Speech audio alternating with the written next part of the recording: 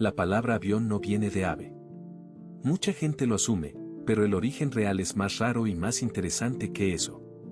En el español antiguo existía la palabra gavión, que era un tipo de gaviota. De ahí, con el tiempo, surgió avión. Lo que no está del todo claro es de dónde venía gavión exactamente, aunque quizás venga del latín gavia, que también era un ave marina. Lo que sí es fascinante es que el catalán tiene avió y el portugués tiene gaivao, palabras casi idénticas, todas apuntando al mismo pájaro costero.